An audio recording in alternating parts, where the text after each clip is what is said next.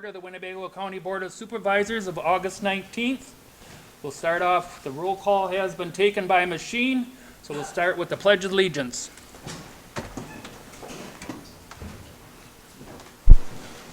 I pledge allegiance to the flag of the United States of America and to the republic for which it stands, one nation, under God, indivisible, with liberty and justice for all. Supervisor Powers. Creator of all things, lover of all humankind, our lives are so linked with one another that all we do affects, for good or ill, all other lives. Let us be guided in the work we do, that we may not do it so much for self alone, but for the common good. And as we seek a proper return for our own labor, may we be mindful of the rightful aspirations of other workers. Amen.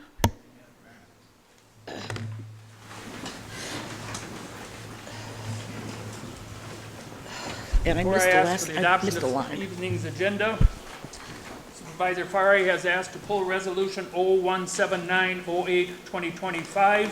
He's pulling this resolution to allow for continued public comment and municipalities' comment, and he does plan to bring it back in the September meeting. So that one has been pulled. What number was that one? I need a motion for the approval of this agenda. Move to approve. Second.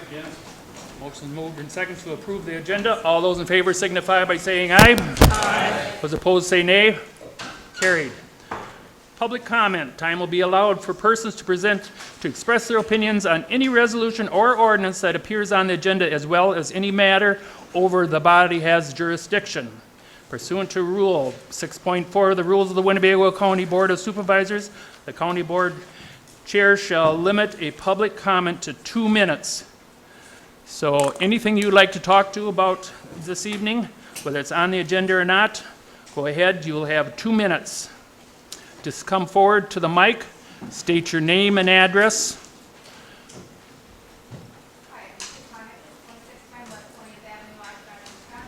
And I'm here to talk about the civility project. Thank you, because I couldn't hear you earlier. If you're not aware of it, Oshkosh has the civility project. It was started 15 years ago, and it was started by a member of our community, Walter Scott. Many of you may know him. The civility project basically wants people to engage in dialogue, but to engage in dialogue in a respectful way. So along with my team member, Julia, we just wanted to give you a quick presentation. Each of you should have a little poster that has the tenets of civility. There are more than this, but these are the 9 that we practice in this community, and they're very important to us, and they should be important to you as well. And it's particularly when we come to public meetings, when people have a lot to discuss. We don't want to squash anybody's opinions, but we want them to give their opinions in a respectful way. And then the last thing I just wanted to talk about is, because this is our 15th anniversary, we are looking for 15 torchbearers of civility. So each of you has a nomination form. If you have somebody that you know in the community who is a torchbearer of civility, we would like you to complete this and then send it to the address that's on this form. And then finally, if you want more information about civility, we'd be happy to come and do a presentation at a workshop for the county board, or to an orientation for new county board members. We'd be happy to come and do that as well. And you can just go to our website, oshkoshcivilityproject.org. And I'd like to bring up Julia. Do I get 2 minutes? 2 minutes. Okay, thank you. Hi, my name is Julia Salomon, and like Sue Panik said, I also belong to the Oshkosh Civility Project. This group explores and shares various principles of civility, and tonight I'd just like to share with you just a subset of those. I think some that will resonate with some of you. We believe civility is essential for effective governments. First of all, listen to understand. Even if someone else's point of view differs from you, first listen. If something is confusing, assume positive intent, and be curious, not critical, with your questions. Second, be inclusive. Be curious about others and seek common ground. Find those shared values and goals as a basis for civil discourse as you move forward. Show respect. This one's a tough one sometimes. Treat others with respect. Respect others' time and space. And this one is the toughest one. Respect others' opinions and be cognizant that opinions are personal beliefs, judgments, and are subjective. We don't need to be untrue to our own opinions to recognize that others are entitled to have different views as well. However, there are various instances when we meet people who speak as though opinions are facts, or who speak as though their opinions are shared by everybody else, when clearly we know this is not the case. So we encourage people to encourage your opinions, to express your opinions civilly. Next, give constructive criticism. Refrain from idle complaint. Offer solutions. Better yet, be part of the solution. Focus on issues and not personalities. And lastly, but not least, certainly, take responsibility and don't shift blame. Apologize when need be sincere, and repair damaged relationships. After all, relationships are the most valuable thing. So these are just some of the subsets, some of the principles that the Oshkosh Civility Project lives by, and we hope that you learn more from us at oshkoshcivilityproject.org. Thank you. Cool. Anyone else?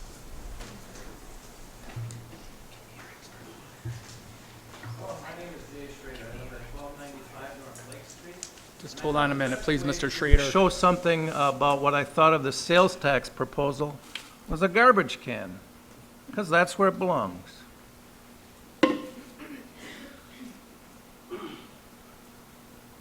A number of years ago, what you need to do is go into your archives of the county board. In that presentation, Mark Harris gave a proposal. I was there at that meeting. And in his proposal, the sky was going to fall. We couldn't do this, we couldn't do that, we couldn't do this, we couldn't do that. And it sounds like, if anything, Mr. Hintz has got plagiarism, because it's the same old progressive drumbeat. The sky's going to fall. We can't do it. We can't survive, people. We just can't. That's what this is all about. The same old thing.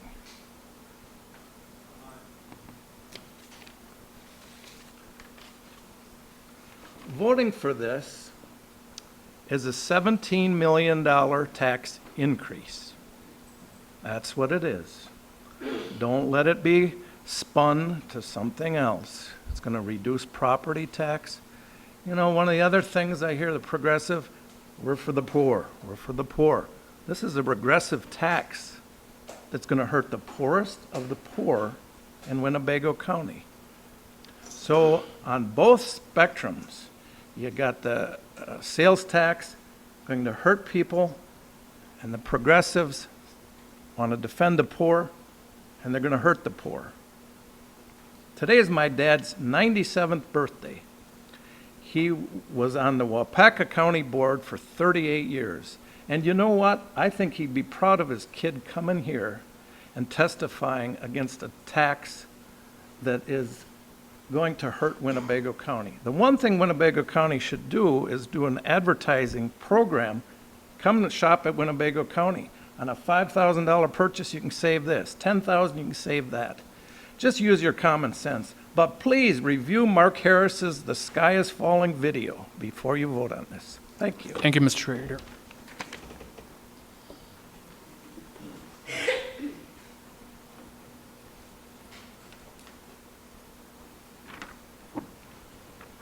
My name is John Zarbano, 1806 Damel, District 14, and I support the county sales tax. Winnebago County owns the Fox Cities campus with its annual reported carrying cost of $1.7 million. The county bought this property by the acres, and to turn it around, the county should sell it by the square foot. Winnebago County also needs affordable residential housing with campus attractions such as Barlow Planetarium, Bayman Theater, Perry Auditorium, and the University Children's Center operated by Menasha Joint School District. The rest of the 40-plus acres could be developed into a condominium community with 0 lot lines, single-family starter homes. In addition, Some of the existing buildings could be repurposed into apartments and retail shops. To maintain and repair the campus attractions, a portion of the Homeowners Association monthly dues could include a dedicated charge. County issued revenue bonds with a AA3 Moody's rating would finance this project. A county sales tax would pay the bond issue carrying cost until maturity, such as interest payments to bondholders and bond issuance costs. Thank you. Thank you. My name is Patricia Diener. I'm here for the sales tax. I understand what Gordon's trying to talk to you people about. All these buildings, I worked for the county, 79 to 83, and these buildings are getting older and older and older. There are employees at the Wisconsin Nobel, they're all over. And you try to keep the cost of all these buildings up, something has to be done. And I know people don't like it, I don't like it either, but sometimes we're getting older, we thought we have the golden years, and we end up paying out, but it's for a good reason, because these buildings need a lot of upkeep. Thank you.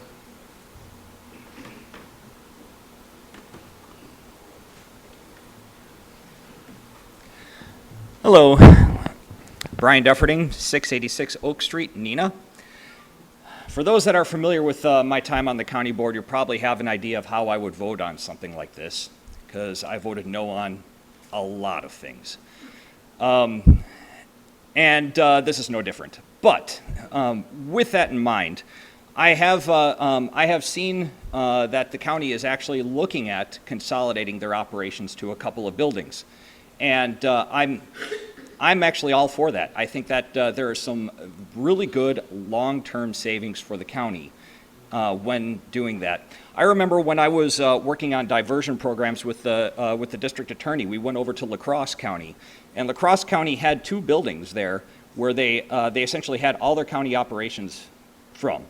And that was great, because at that point you just had, when you're diverting someone from incarceration, you're bringing them from one office and you're just walking them to another office, instead of having 5 or 6 buildings where you have to pass off a card and you may never see them again.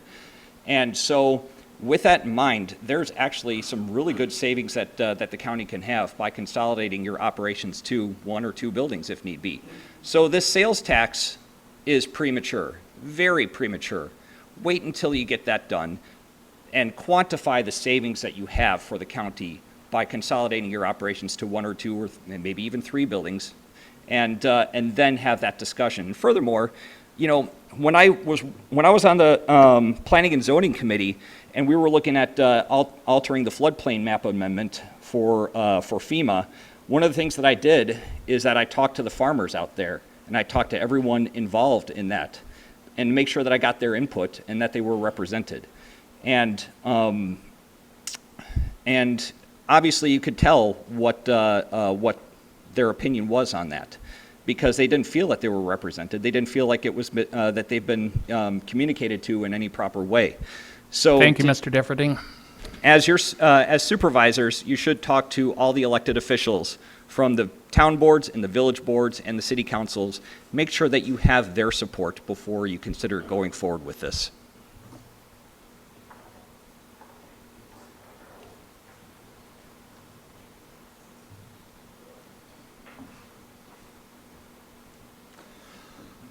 Good evening. My name is Steve Kruger. I'm at 1270 Francis Way in Fox Crossing.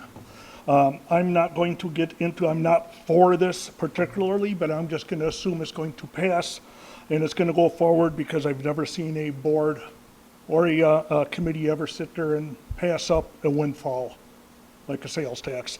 But I'm going to say what bothered me about this is that in here it states in the resolution that the communities are hurting, that they can't sit there and meet their budgets and meet the demand what they have. And I just want to remind this body that the county dumped a whole bunch of costs onto communities that have 441 and 141 corridor running through them. Fox Crossing has to spend an additional $160,000 a year just to patrol Highway 41 and 441 that they're responsible for now, because the county dumped it, or the sheriff dumped it on the communities. And in here is stating that 30% will go back to the communities based on populations. That should not happen. If that 30%, if this goes through, that 30% first should be going back to reimburse the communities that got dumped on, that have a higher expense, that the state would not allow their levies to be increased, like Fox Crossing.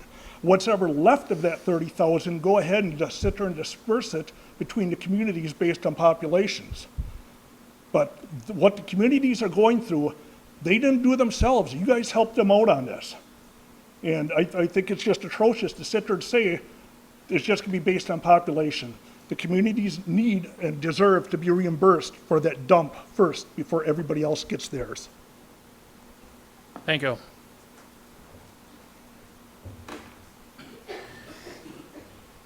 Hello, Bill Paulno, 534 South Lake Street. First, I want to say thanks that this is here, because in case you guys throw tomatoes at me, I'll be protected. So that's a good thing. I want to say also, I appreciate the work you do as county board members. I've been a former board member, and last night I was at CAP for the city council, and I'm on as an alderman. I just want to say that I really believe what needs to be done is the work. And I'd recommend using this energy. You can always do a sales tax, but why not do an ad hoc committee or some kind of body to maybe do the UW Fox Valley campus, because it's a monster, but it's a huge opportunity, and then also incorporate that into the building maintenance long-term situation that you have, because I think it's like peanut butter and jelly. You have old buildings, but you have maybe a new campus potential, or in my opinion, I think it'll eventually be a two-campus solution, because I don't think there's ever going to be agreement between the north and south areas of this county to have all the services in one area. So I think a two-campus solution is what the future probably will behold, and to use a new ad hoc committee or some kind of new separate body to discuss this, what I think would be very powerful, because then you could use this energy and it won't be totally pithy and me versus him and all that, and you could work together and use that passion. You can have different communities involved from the north and the south, because it affects all of us, to have a positive experience. Can it get pithy? Can it get passionate? Absolutely, and we know it will.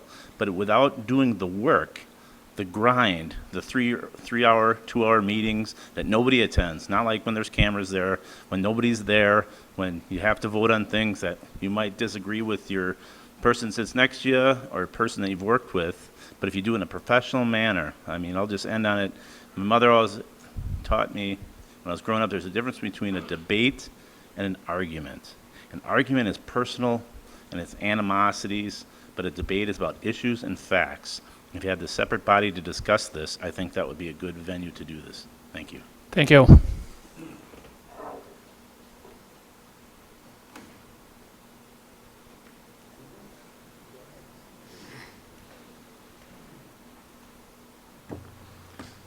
Good evening. My name is Paul Sundquist. I live at 222 Hudson Avenue, Oshkosh, Wisconsin, number one.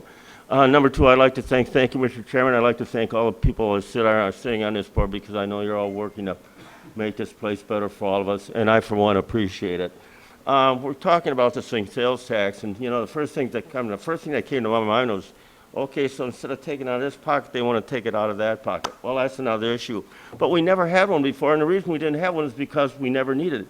And the reason we never needed is what this board did 35 years ago. And that is what we did is when interest rates were 15, 20% or whatever, way up there nuts, what the Industrial Development Board is, we had to guarantee these communities, and we, like Winnie County Amaro, we guaranteed them a 50% reduction in their primary interest rate loans so that they could make infrastructural development. These infrastructure developments put millions of dollars on the tax rolls and provided thousands of jobs. And that's why Winnebago County is a great place to live today. It's for what they did back then. So I just wanted to say that was the reason we did it. We did what we did then. I do hope that if whatever we do it and we make it so I have to help to develop the business community in this county, because it's the businesses in this county that pay the tax that make it possible for us to live. Without businesses in this community, we wouldn't have a or whatever to throw it out of. So it's businesses that supports us, and I hope that we are able to be thankful for that, what we have, because that's what makes this whole little thing called government possible. And I want to just thank you again for your work and your attention, your work on our behalf. I know we don't always think together, we don't always think the same, but there was a county executive that once said, or not county executive, our county board chairman, he said, all of us are smarter than one of us, but I think all of us can bring something to the table, and I do appreciate it again, and thank you. Thank you.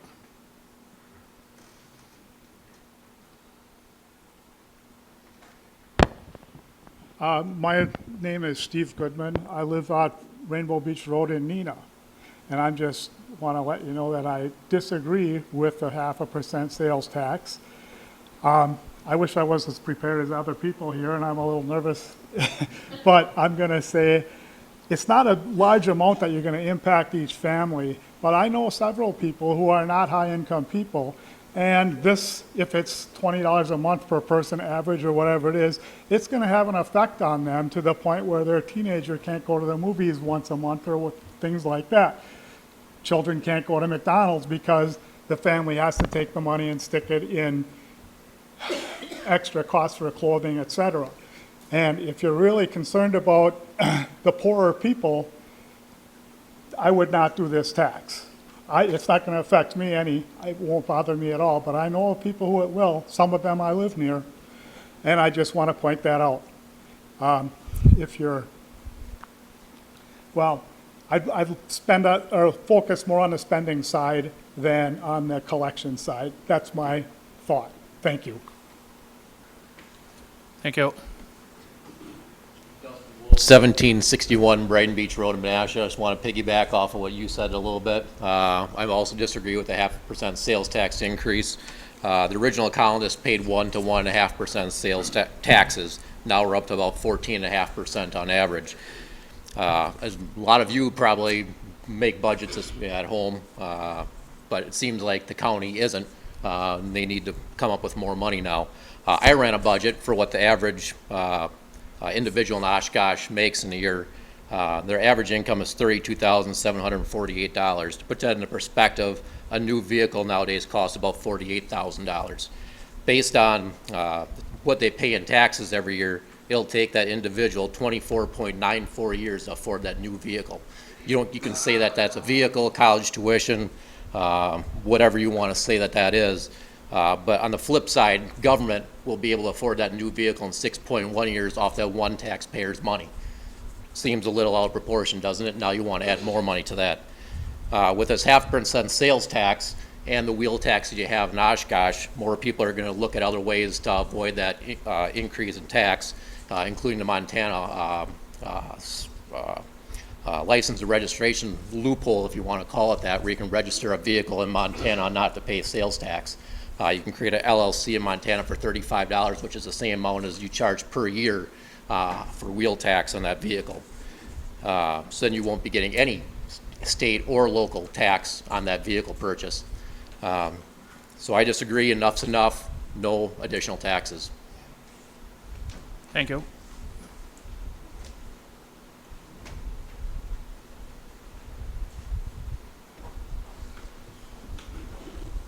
Paul Ellison, Sawyer Creek Drive in Oshkosh. Thank you all for your responsibility of representing your citizens in your districts and that. It's a strong fiscal responsibility. The easy solution should not be to raise taxes. The 0.5% sales tax is on money that's already been taxed. Where do we stop increasing the sales taxes? See many different reasons for this. I tried to look up some information. It was all over the place. Trying to catch the people in town for the EAA, things like that. Haven't heard a resort tax brought up. That wouldn't affect our regular citizens. I don't necessarily agree with pounding people for that. Some of them have gotten pretty high also. I just hope that you guys are fiscally responsible and do the right thing. People come here and they ask you for things all the time. I'm asking you to cut things. And if I come here and I say you cut too much, say thank you and please cut some more, because we need to stop spending money and taking money from all of our citizens to make their lives better. Our founding fathers have warned us about this. Thank you and have a good evening. Thank you. Anyone else in the audience wish to speak to the board this evening?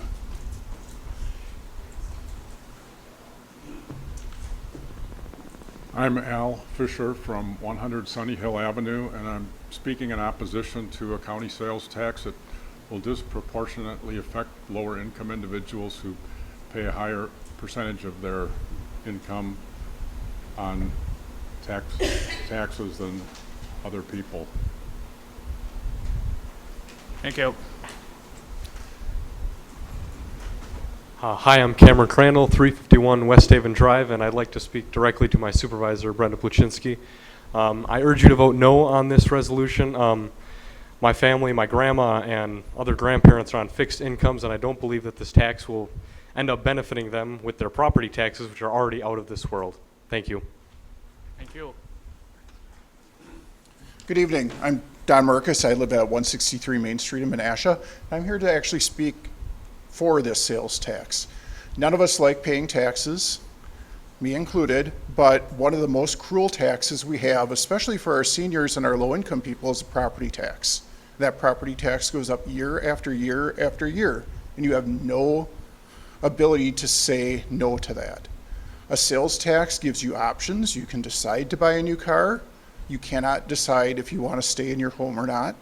It also gives us the opportunity to get money from people that are tourists in our area. Florida doesn't have a lot of taxes because they have tourists that pay a lot of taxes. Why shouldn't Winnebago County do that as well? Let's help our seniors. Let's help people stay in their homes, and let's reduce the property taxes by having a more diverse stream of income coming for the county and the communities. Thank you. Thank you. Anyone else wishing to speak to the board this evening? Anyone else? Anyone else? Anyone on Zoom?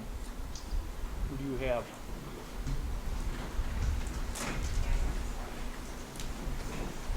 Cameron, are you on? Cameron on Zoom? Can you hear me now? Yes, I can. Thank you for recognizing me. I am also here to speak on the resolution. I understand it's been pulled and will be most likely considered next month, related to the sales tax in Winnebago County. I am the father of 3 young children. I don't have the luxury of avoiding certain expenditures like the previous individual was saying. What I can tell you is that there have been months as we've had medical expenses or care has come up or school's starting and there's more things to buy for my about to be kindergartner, that account gets pretty low, and that account needs to be supplemented from savings. And I don't have the luxury of saying, well, I can't afford, I can't go buy some of these things. So I'm paying this no matter what. And it doesn't matter to me if some people who visit here on occasion pay a little bit more in sales tax, because at the end of the day, I'm the one who's paying it all the time. And the biggest impact is going to be here on the residents in this county who are living here. So when there's expenditures that I can't avoid, I have to cut them elsewhere. It's important that I have to, kids that go to school have all the supplies they need. It's important that they have food on the table. And I don't get to say no to that. So something else has to happen elsewhere.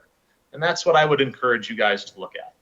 At a time now where expenses for people have never been higher, where there have been taxes added in Neenah for a wheel tax, in Oshkosh for a wheel tax, where the reassessments just sent their property taxes through the roof, where they just had their utility fees raised.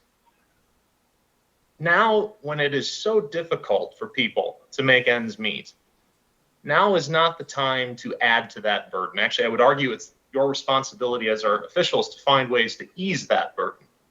So I'm speaking to all of you. I'm also speaking directly to Jim Wise, my supervisor. Time is up, Cameron. I thank you. Please vote no when it comes up for a vote. Thanks. Thank you.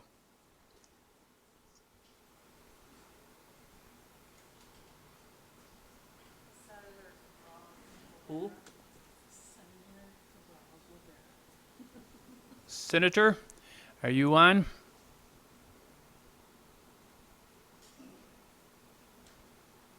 Senator? I am on. Can you hear me? Yes, we can.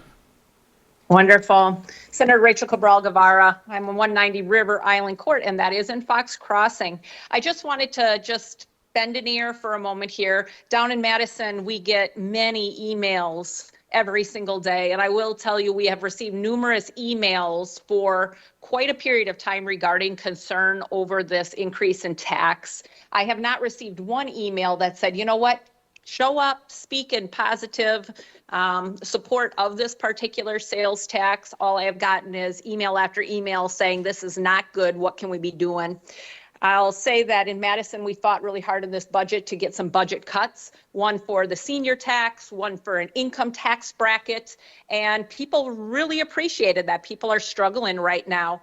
I think Winnebago is very unique in the fact that you have not taken this path already when just about everybody else has. And I would say if there's a way of continuing that, the folks that have emailed me and expressed concern would greatly appreciate that. Being in the world of politics, I understand sometimes you have to make hard decisions. I get that. Ultimately, you folks are going to do what you need to do. But I felt it was important for me to come here and let you know that when I've gotten emails, it hasn't been in support of this. And we're not talking one or two emails. We're probably talking close to 75, 100 emails of folks saying, please do something, speak up. And if there's any way that uniqueness of Winnebago in that lack of this small increase can be supported and maintained, they would appreciate that. Thank you, Senator. Thank you for your time tonight. One last call. Anyone in the audience have anything they'd like to say? Okay, not seeing any. That part of the meeting is closed. This time we'll go to communication from the clerk, county clerk. Good evening, everyone. On your desk tonight, we put together a small survey asking you to help us. If you're thinking of going on the county board tour that's scheduled for October, we need to know that. And then also we're looking forward to the holiday party just so we can plan to see how many might be coming so we can find a proper venue. I have 2 notices of claim tonight, one from Sarah Wallace for damage to her car window by a county employee while cutting grass or weed eating. And then the other one is from Brian Yovan Johnson for he slipped and fell at the county jail from a wet floor. Those will be referred to the Personnel and Finance Committee. Then I have 3 zoning petitions. The first one is from Sylvia Fournier in the town of Nakaimai to change from A2 to R2. The second one is from in the town of Neenah for Jeff, Calthar Jr. to change from I2 to I1. And then the third one is also from the town of Neenah. They're changing from B2 to R1. Those will be referred to the Planning and Zoning Committee. And that's all I have. Reports from committees, commissions, and boards. Anyone have any reports this evening? Not seeing any hands or anything. Oops. Supervisor Bender. I attended a Zoom meeting yesterday for the Wisconsin County Associations, and they had a speaker there talking about the food educator from Foodwise, and they got their layoff notices in July, and their last day for some of them will be September 30th, and the program will be ended in December. I talked to the director, and right now we share 2 educators with 2 other counties, and she was going to check with Outagamie County and Calumet to see if they'd be willing to maybe pick up a third of their labor costs, and if they would be willing to do that, I told her I would add into our budget for the extension office, be about $60,000 to continue that program. I mean, currently they go to like kindergarten, first, second graders, and they try to teach them to eat healthy. Rather than having a cookie or a candy bar, maybe a carrot or some celery, you know. Obesity is a big issue in this country, and it costs us a lot of money in healthcare. And I think those positions are actually, help the younger children, and they also go for the older adults that are basically challenged. They take them grocery shopping, they try to teach them how to eat healthy, how to cook healthy. They take them to the farmer's market and they get $10 for buying produce. They try to show them what produce is in season because it's usually cheaper when they go to the grocery store so they can eat healthier. If you notice people sometimes that are on certain medications, they have a tendency to have obesity problems. And if we can teach them to eat healthier, I think it'll save us money in the long run with healthcare. So I hope that if Outagamie and Calumet support this, that we will support it in our budget. I know that the health department or the health program is going to be asking for 6 positions too. But, you know, if we can't take care of our children, I don't know, we're letting the kids down. I mean, they basically need this. I know that when you're overweight and you're a second or third or fourth grader, you have a tendency to get picked on, you know, and if we can help them to help themselves, I think it's a step in the right direction. Anyone else have anything? Oh, I'm sorry. Supervisor Powers. Thank you, Mr. Chairman. Just one final a reminder that on Saturday, August 30th, at County Park, 9 o'clock in the morning, is the beginning of the annual Hmong Festival, and they will be dedicating a rather large 7-foot tall monument that's been installed at County Park, and I'm urging all supervisors and any community people who might be listening to show up and honor the Hmong who has been here for 50 years. Thank you. Supervisor Nelson, I believe. Supervisor Nelson? Thank you, Mr. Chairman. Just wanted to share that I was at the Conservation Congress spring meeting here a week or so ago, and we were assured that the DNR is working diligently on trying to streamline their permitting process. So they have formed a committee and trying to put together the issues and problems and try to figure out how they can speed up the whole process. So I thought that was positive, and I'd like to think Winnebago County had a little bit to do with trying to get them to move forward and make it easier for us to understand and probably for them to understand and speed the process. So I just wanted to share that. Thank you. Supervisor Hintz. Thank you, Mr. Chairman. As some of the people who made comments earlier tonight were saying about cutting spending in our county, the Facilities and Property Management Committee meeting will be next Tuesday at 3 p.m. at the facilities offices on Knapp Street. And we are having an ongoing discussion about work that's performed by the county, and we are trying to cut the cost because some of our departments hire out for things that are either our facilities can do or our, other various departments can do, with concrete and things like that. And we're trying to come up with an ordinance to make sure that county services are done by the county and we don't hire out unless we absolutely positively have to. So if anybody's interested in attending that meeting and chiming in on it, we are not doing anything as far as action. We are having a discussion. This is an ongoing discussion. We're trying to find out how to go forward, and we would appreciate all of your input on that. Thank you. I see no other names, so unless anyone else has, we'll close that part. County Executive Hintz.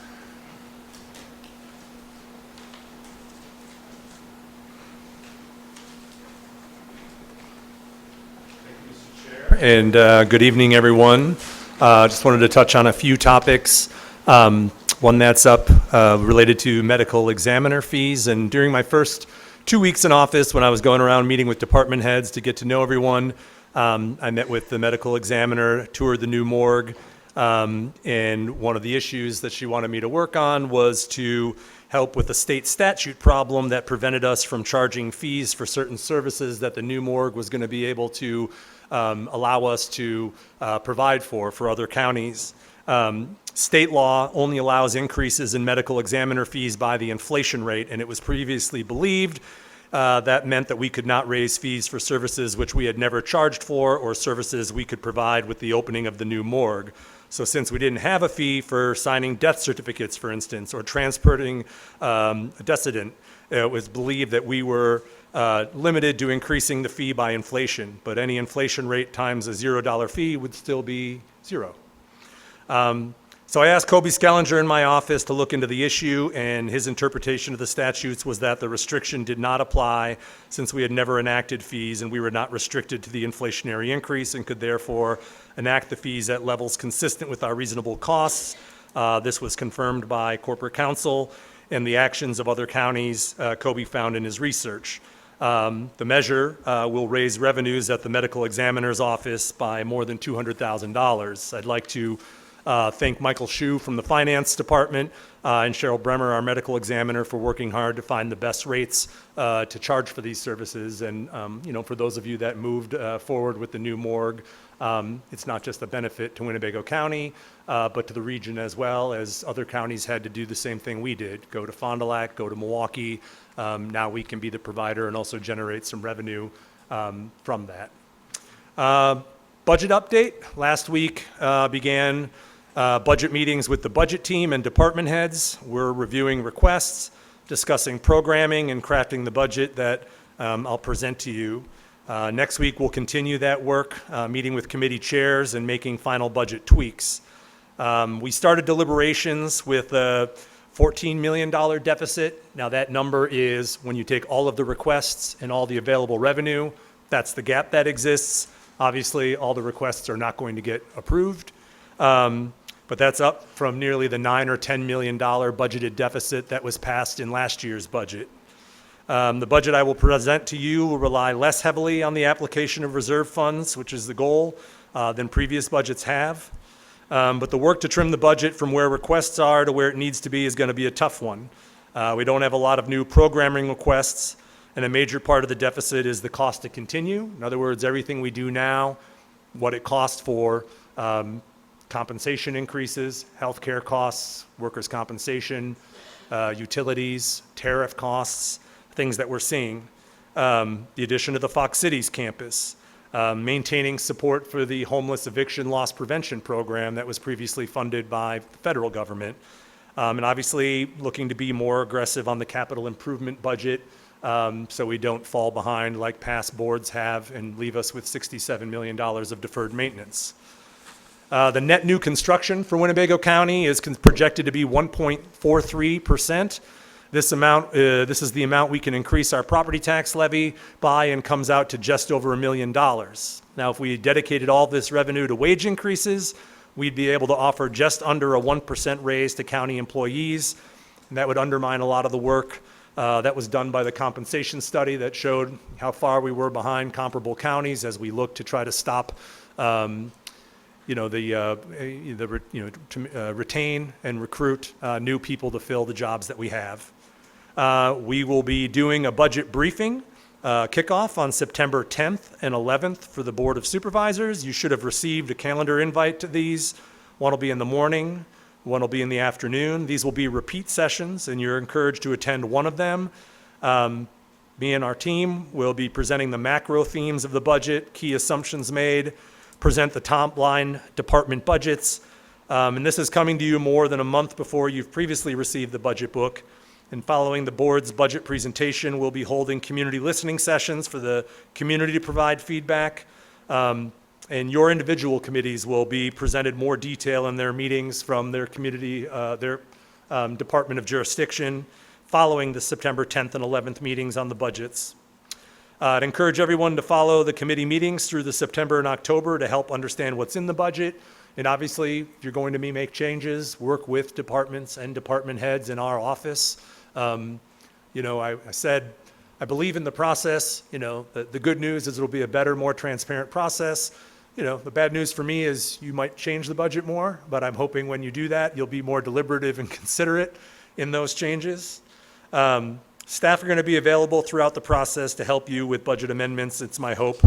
You can work those out in advance so we're not making amendments on the fly in the hallway in those last 2 or 3 days as we've done in the past, making it more transparent than ever.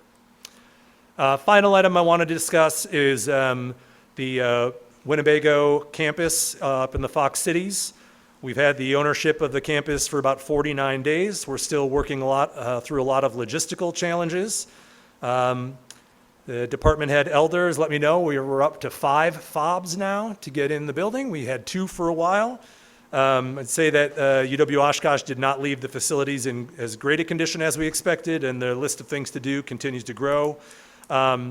We are expecting the facility study to be completed by the end of the month. That's what we've been kind of waiting on. We are working through meeting with two parties still interested in managing the CAC and Field House right now to hopefully get those up and running. We still have the meeting in September with the Wisconsin Economic Development Corporation, a couple of developers in the Fox Cities Chamber to look at what the potential for the campus is. Ultimately, the short-term goal is to get things operational as we continue to plan for getting a master plan for the campus. And then we'll have a decision to make, or you'll have a decision to make as a board when we get to June 30th of 2027. I would like to see us have positive development that can grow the tax base, that preserves the cultural entities, and that obviously keeps cash flow positive. I don't want to just sell it and see some storage units built and have them tear down everything that's there. We hope to be doing an RFP with a developer or with a consultant to do project management and develop a master plan for the campus to kind of look 2 to 5 years out as we, juggle getting immediate things going there. I mentioned that the facilities assessment should be finished up next week. The Barlow has opened up and hired a person to specialize in the inflatable planetarium. I guess it was a big success out at the county fair. The Barlow has star shows every Wednesday through Saturday and laser shows on Friday and Saturday nights to the music of Prince, Genesis, Led Zeppelin, David Bowie, and of course, Pink Floyd. We'll have Taylor Swift coming up in the future as well, and tickets can be purchased at barlow.winnebagocountywisconsin.gov. And that's it for my report. Supervisor Hanson. Thank you, Mr. Chairman. To the county executive, I'm very grateful for the meetings that you have coming forward on the 10th and the 11th at 2 different times to increase participation. Could I confirm or see, are those considered a public meeting? And if so, is it being recorded so a supervisor that is not able to attend can view that? Yes, thank you, Supervisor Hanson. The question was about whether it's a public meeting, and it is. And the meeting will be recorded. I know a couple supervisors have reached out that, we did our best to schedule multiple meetings, but I know that a couple folks can't make it, and I've said that we will make sure that we get the recording of the meeting. Thank you. Supervisor Hintz. Thank you, Mr. Chairman. I just wanted to double check with you that I've been reading with Mark Sackman from the Fox Valley Concert Band, and are we working with them to get them in there to get their cell phone, their instruments and so on and so forth that they don't have any access to, so they can actually get out and practice? Yes, so we've been in touch with Mr. Sackman, who's head of the Fox Valley Band. I know he's written a couple supervisors, been working with Facilities Department Head Elder and Corporate Counsel. The challenge is we took possession of those instruments as county property. Some of the instruments do belong to them, so we are working out a memorandum agreement, and I'll have to follow up on where that is, but we have been in touch. I know, the disruption from what operated for decades there has been a challenge for a lot of the groups that, used it continuously for years, like Attic Theater, like the Fox Valley Band, and it's our hope to have them back as soon as possible with a manager, with a lease agreement to, manage the theater. Thank you. Any other questions? You have some appointments then. Yes, thank you, Mr. Chair. For the appointments to the Aging and Disability Resource Center Board, I'm hereby making the following appointments of Crystal Lulks, Jim Lauer, Harold Singstock, Brooke Slick, and Rob Patterson of Oshkosh. These are two-year terms expiring on August 31st, 2027. Do I have a motion to approve them? Second. Motion made and seconded. All those in favor signify by saying aye. Aye. Those opposed say nay. Carried. Thank you, Mr. Chair. And subject to your approval, I'm hereby making the following appointments to the Neenah Public Library Board by appointing Supervisor Kate Hancock Cook to a term expiring on April 30th, 2027. You've got one more right behind there. Citizen member? You got a citizen member, Ben Frank? To the library? Yes. Oh, dear. Oh, my apologies. And citizen member Ben Frank to a term expiring April 30th, 2028. Do I have a motion for both of them? Do I hear a second? Motion made and seconded for Supervisor Hancock Cook and citizen member Ben Frank for the library, Neenah Library Board. All those in favor signify by saying aye. Aye. Those opposed say nay. Carried.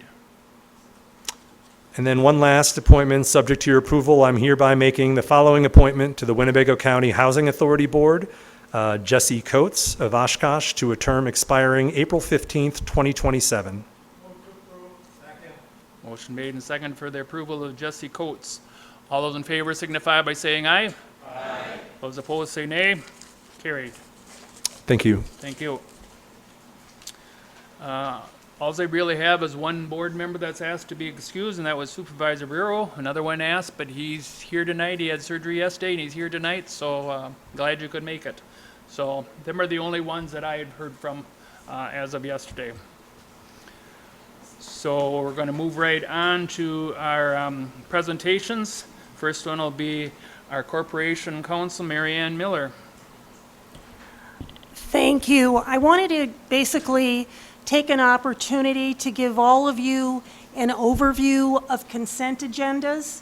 I thought it would just be helpful to sort of refresh everybody's recollection as to what they involved. So what is a consent agenda? Basically, a consent agenda groups routine meeting discussion points into a single agenda. And why are consent agendas important? Because it moves routine items along quickly so that the board has time to discuss other important issues. And basically, how does it work? So the chair of the board, Tom Egan, decides which items will be placed on a consent agenda. All documentation associated with a consent agenda must be provided to the county board in advance so they can make an individual informed decision. At the start of the meeting, and we've all been through this, right? Thank you. The board chair asks the supervisor, as you know, if anyone wants to discuss any of the items listed on the consent agenda.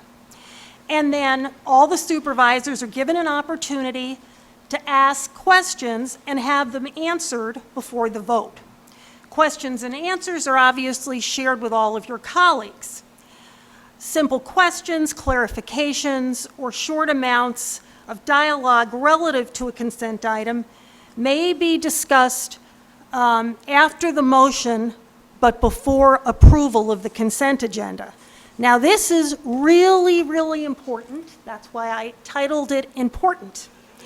You do not need to remove consent items from the consent agenda for the sole purpose of asking a simple question, okay? Because why? This would undermine the efficiency of the consent agenda process. We can go on to the next. So if a board member requests that an item be moved, it's got to be moved, as you've all seen. If a board member wants to vote against a specific item, the item has to be removed. And why? Because the item no longer has the consolidated approval of the group. So, individual review is sacrosanct, sacred, okay? Consent agendas can't be used to force the approval of items through the use of a process that eliminates individual review. All of you have a say. So what are typical items that appear on a consent agenda? As you know, meeting minutes, financials, CEO reports, committee reports, staff, volunteer, or committee appointments, correspondence that requires no action, perfunctory items. The other item to keep in mind is that legislation that requires a vote other than a majority vote does not need to be removed from a consent calendar. So I would leave you with just these things to remember. Number one, if you have a question, it does not mean you need to remove an item from the consent agenda. And if there is legislation that requires a vote other than a majority, it does not need to be removed from a consent agenda. That's all I have for today. Does anyone have any questions? Go ahead, Supervisor Powers. At what point would you ask that simple question? You would ask it before the motion to approve the consent agenda. You Okay. could say, I have a question, and just go from there. Thank you. Supervisor Nelson. I have nothing. Supervisor Laux. Thank you, Mr. Chairman. I just want to clarify, you can't leave something in the consent agenda that you want to vote against. It's got to be pulled. Pull it out. But you can abstain to the entire consent agenda in order to abstain from something inside the consent agenda. You could. Right. Just wanted to make that clear. If somebody wants to But if you're going to abstain, say they can. no, you need to. But and then I also have to tell you guys beforehand if I'm abstaining and not wait till after, right? Correct. Yeah. So you can abstain but not vote against the Right. consent agenda. Any other questions? Supervisor Hintz. Thank you, Mr. Chairman. I just wanted to ask this because this would probably cover or something that's going to happen frequently with our group. If somebody doesn't know coming in how they feel about the item they're asking a question about, they're not happy with the answer, they aren't sure if they're going to vote for or against it, do they pull it to err on that side because they want more discussion to find out if? Yeah, if there needs to be more discussion, it should be pulled. Okay, I just wanted to clarify that so that we all understand that. Supervisor Buck. Thank you, Mr. Chairman. Mary Ann, you use must in your presentation. How come you didn't use shall? I guess is there a way, if a certain supervisor keeps, continually pulling agenda items, is there a way for the chairman to say, no, we're not going to do that? Or is there a reason why you use must instead of shall? Must and shall, as far as I'm concerned, are the same thing. I can certainly speak to whoever it may be, outside of the ear of the board and remind them of the rules. So. Gotcha. Thank you. Mm-hmm. Anyone else? You got anyone? Anyone else that we missed? Okay, we thank you very much, and we all know how to do the consent agenda now. There'll be a test later. Okay, very good. County Executive Hints, county tax, sales tax. There we go.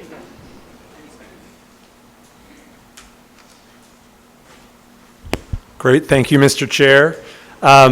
Well, I wanted to just kick off by, when I started, I've been doing a number of meetings with different supervisors, and I had about 5 or 6 supervisors that said we should really have a discussion about the sales tax.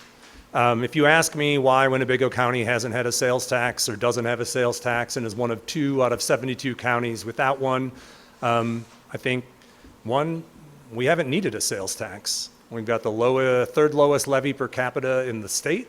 For about 40 years, we've been incredibly frugal. And until recent years when we've been using a lot of fund balance, we haven't needed to. But I think the bigger issue is that the board, like other boards in different counties, hasn't necessarily consolidated around what the intent of using a sales tax, would be for. So I just wanted to do a general overview, information, pro con, some other things. This has been planned for months. There's obviously been discussions by the city of Oshkosh, by Waukesha County, Supervisor Fari had a resolution that was originally going to be proposed, but it's not going to be proposed in my budget. But we certainly have things to consider, and I wanted to make sure that any deliberation or consideration made by the board, especially given those that requested it, had good information to consider and look at when looking at it. Okay. So looking at what the actual law says, because I know it gets complicated, but if you look at counties may adopt a half-cent sales tax or use tax, with the exception of Milwaukee County, who a couple of years ago got to go up to 0.9.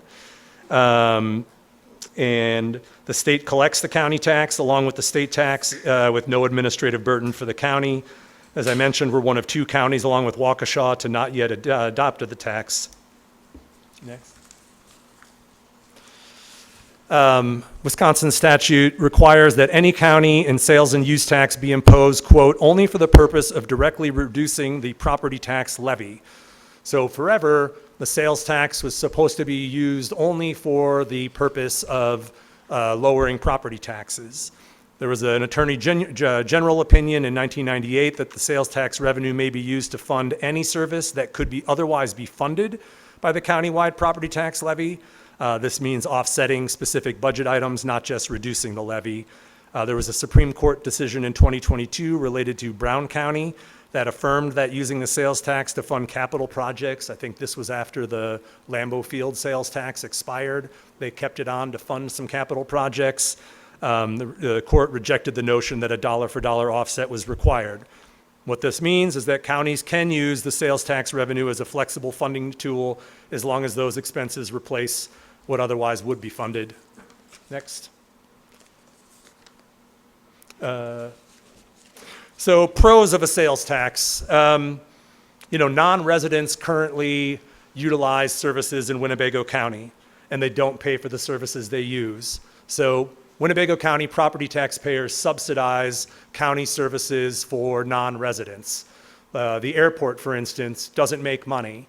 Makes money for businesses by hosting EAA, but we have a gap in revenue there. EAA doesn't generate any money for the county. We have sheriff's expenses, highways. We have $300 million of fishing tournaments and use of our riverways in the county. But we don't capture revenue from those non-residents, even though they use our services. LifeVest. Our residents pay the county sales tax in almost every other county, paying for those services that they use when they're there. Can provide meaningful property tax relief, including for those on fixed incomes. The sales tax is a consumption tax, meaning the more you spend, the more you pay. The sales tax revenue may grow faster than net new construction and create revenue sources to fund future costs to continue. Cons of a sales tax. As mentioned by a lot of our speakers, the sales tax is regressive. If you're lower income, it takes up a higher percentage of your disposable income, hurting poorer people with less income more by making goods more expensive. It provides the county with additional revenue, which could enable less responsible than you guys, county boards, to grow the size of Winnebago County government. The reality is you're adding a revenue stream. And sales tax revenues can decrease with economic downturns and cannot be replaced with increased property taxes, forcing cuts to county services. Wisconsin has the property tax, income tax, and sales tax, at the state level. Not property tax, but the way our state and local government are funded. States that just have a sales tax tend to see their revenues go up and down at the state level, even though services usually are, flat or going up with inflation. And so becoming overdependent on a economically cyclical revenue is another con. Yep. It's not on the projection screen. on the screen. Can't do it? Got it. Did you get a copy? I'm sure I have. Okay. Next one, how much revenue would a county sales tax generate? And these are pretty conservative, but they're from the Department of Revenue. Some estimates, I think you saw in some of the stories, said 20 million. These are about 17 million annually. Obviously, they'd grow with economic activity, population increases, and visitor spending. But you kind of see what the trends are. Next. How much revenue would be generated from non-residents? It's kind of a question that we always get. It's been estimated that about 20 to 30% of the revenue and sales tax would be generated by non-residents, given that we have major events and visitor traffic patterns, suggest that a similar range is reasonable. That would mean an additional 3.4 to 5.1 million to pay for services used by non-residents who come here and again are subsidized by local property taxpayers. It's a choice, that we've made, and I think a lot of the activities that we have for people to enjoy, maybe local property taxpayers are okay with subsidizing those costs for the non-residents. The non-residents, large-scale events like EAA, Life Fest, shopping, dining are using county services. I think I said the rest. What would it cost residents? From the Department of Revenue and I think from the state tourism, the average household spends around $20,000 annually on taxable purchases. An additional half cent would mean about $100 a year, $8.33 a month, or 27 cents a day. That's about average. So you kind of see with taxable groceries, used vehicle at 15 grand would cost you an additional $75. Nothing to scoff at. Anything at times of high inflation when you're talking about increasing costs is taking money out of people's pockets and disposable income. It's 27 cents a day for an average household. A lower income household would be, 12 or 14 cents. Or $4 or $5 a month. There's been a lot of discussion about, well, what do you ultimately prioritize with using property tax revenue, sales tax revenue? And the county has a lot of things that it could consider and proactively use sales tax revenue for. Property tax relief is a big one. Local governments don't have many tools. We are overly reliant in Wisconsin on the local property tax to fund government services. We're one of the highest property tax states in the country. And we don't have a lot of other tools. I'll go through each of these. You can kind of see the things that are on there, and we'll go through each of them. Balancing the budget without fund balance, debt service, building planning, municipal revenue sharing, local projects. Next. So could we reduce property taxes? Yeah, it's been a conscious, intentional decision made by other counties. Outagamie and Washington County dedicate portions of their sales tax revenue for levy reduction and capital planning, easing pressure on the property tax race and broadening the funding base. You can see the relief would be county-wide and would be applied based on the property's equalized value. You see the annual value and how each of these counties ultimately uses it, to support direct property tax relief or funding things that would fall on the property tax. Next. You can kind of see the median home price is $297,000, which caught me off guard in Winnebago County. If you used all of the $17 million sales tax towards property tax relief, you would reduce property taxes by $246.72 on the median home. So that would be applied countywide based on the home value. Next. I know a lot of people have expressed concern about the county's reliance on utilizing fund balance to balance the budget.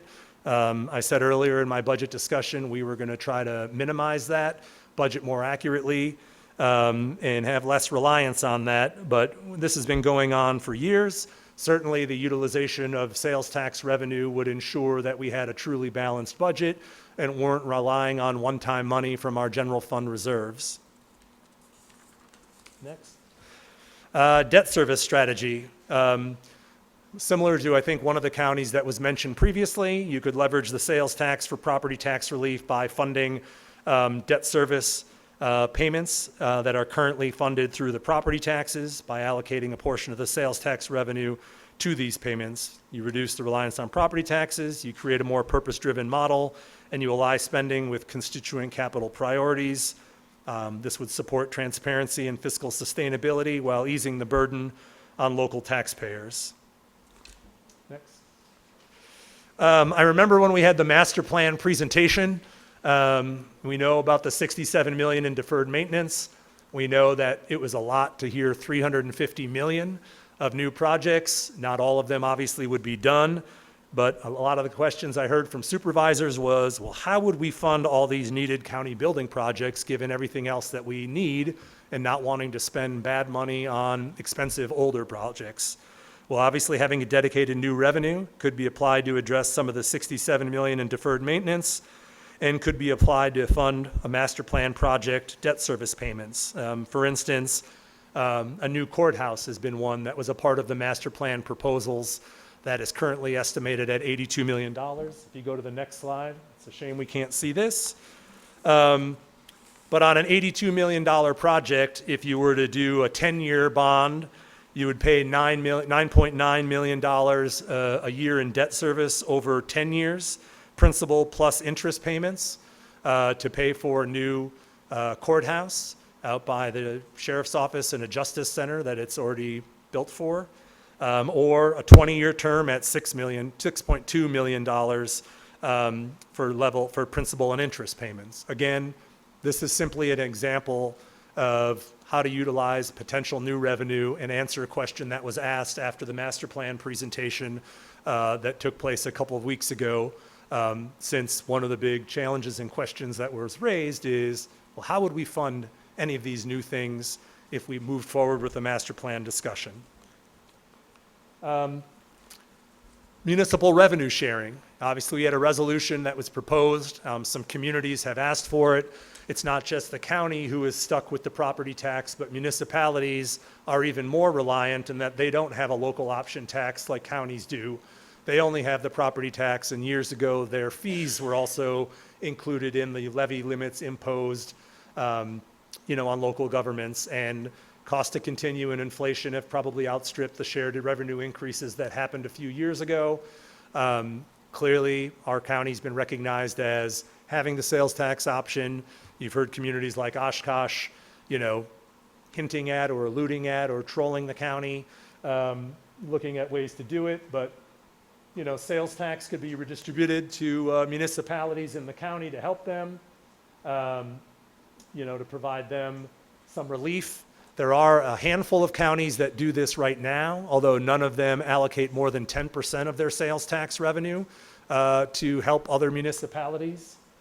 I would say the downside of this is that if you reallocated or did revenue sharing with municipalities and someday you wanted the money back for county purposes, it would be hard to take away from cities and towns and villages because they will have built that into their budget. And obviously there'd be consequences of taking it out.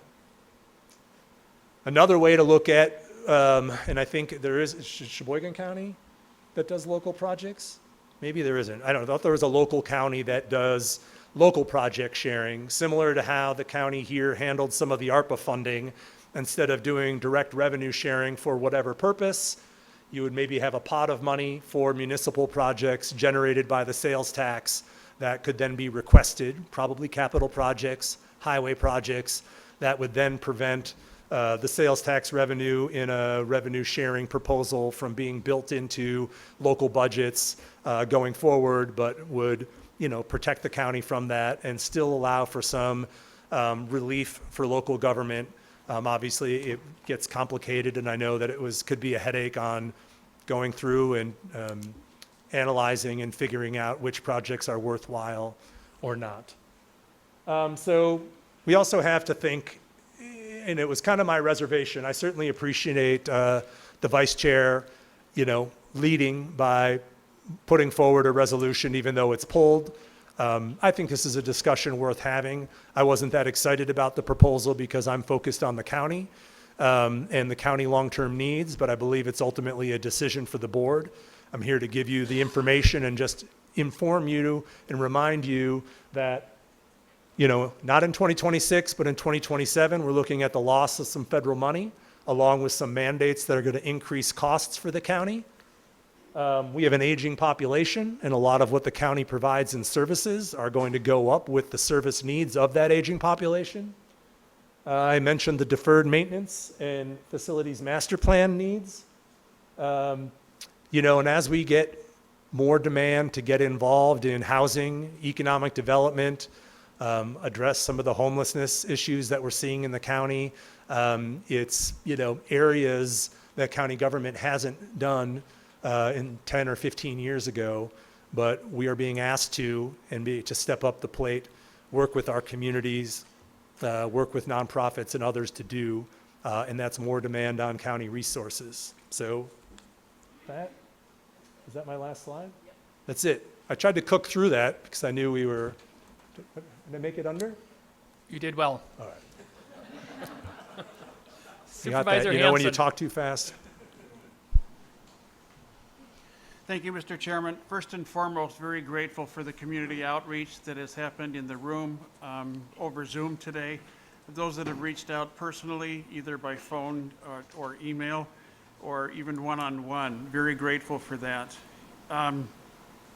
Do need to say, though, that as a former person who owned his own business, it's always been very difficult for me to reconcile to just do a tax, do a referendum, a wheel tax, or whatever, just because we can't make something balanced. That needs to be examined closely. At the same time, I also have come to terms with the fact that in order to be understood, we must also seek first to understand. Now, these questions that I'm about to bring forward are coming directly from residents in District 26, and they have brought to my attention stories that I believe I saw on all of the Green Bay Network News, MENA News, and the Oshkosh paper. I want to say Denzel Washington once said, "If you don't read the news, you are uninformed. If you do read the news, you are misinformed." There's no longer a need to be correct, but first. You don't care who it hurts. You don't care who is destroyed. You don't care if it's true. You just say it and sell it. Anything you practice, you get good at. I don't want to call anything that I read on any of the outlooks as misinformation. I don't necessarily like that word. I want to call it misunderstood information. So here are the questions. First and foremost, to Corporation Counsel. I understand the resolution has been pulled, but in questions from District 26, it is my understanding in my explanation to them, any of the whereas on any resolution is only supporting evidence to the be it therefore resolved. Is that correct answer? Yes. Okay. Sorry. Now, given the current resolution on the floor, several asked about amendments that could go on the floor. Given that that is a resolution and not an ordinance, I did not see, my answer to them was you could not create an ordinance live on the floor. You can amend certainly, but you cannot create a live ordinance on the floor. That is correct. Okay. Is there anything in County Code Section 3 that prohibits any of the discussion moving forward? Because I can't find it in either State Statute 59 or in Section 3. No. Okay. The county executive talked about the Green Bay decision. I do want to note that if you do look at Chapter 77.70 subsection 1, it does say that a county board can repeal a tax. Not saying that we should do it, but it doesn't mean that it is permanent. The next is to the county executive. Mr. Hanson, just so you know, your time's just about up. Can I? Sure. All right, just quickly. You mentioned like EAA, the fishing tournaments. I know that we've got rugby, soccer, etc. The rebuttal to that argument from District 26 is, are you now saying then that we really don't want those because they're utilizing services that they're not paying through tax? No, I'm saying that the county taxpayers are subsidizing the utilization of those. We have soccer tournaments, for instance, at Winnebago County Park. The park doesn't make money. We're providing a public good, but we bring in people for these tournaments from all over the state, from other states as well. They use our park, they use our services, they pay taxes in every other county except for one. They don't pay in ours. And maybe we want to make the intentional decision that our property taxpayers should subsidize those non-residents. But that's an intentional decision. Supervisor Buck. Thank you, Mr. Chairman. When the state of Wisconsin and the state legislature, more appropriately, decided to fund the Red Hot Milwaukee Brewers right now for $365.8 million, and maybe county executive, you could answer this, or maybe somebody else can take this, but I believe Winnebago County did not receive any money back from that deal. Do you know if that is accurate, or maybe somebody else can take that? When we funded when the legislature funded the Brewers deal, there were counties that In got the money original back. deal or the more recent deal? The more recent deal. Was there other county components to that? No, there wasn't, but if I recollect correctly, that there was counties that have the 0.5% sales tax, they got money back from the state. Okay. I can't speak to that, and I don't know, but we can look into it. Okay, thank you. Supervisor Dowling. Mr. Chairman, in this resolution, which I know you didn't typically or specifically address in your speech and your presentation tonight, I'm just curious to know about the extra services or continued services that the county would offer. How do you plan to ensure that the cities and towns and villages can access that when we don't have a bus route or transportation to Oshkosh, which seems to be where the centralized services are located? For what services? Any services, veteran services, health and human services, like if my kids want vaccines, how do I get here? Sure. I mean, it's one of the things that we've focused on from a policy standpoint.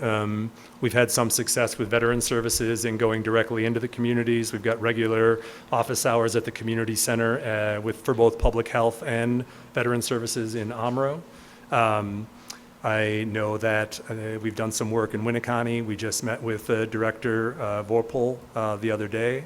Part of the county fair outreach was to try to draw people in.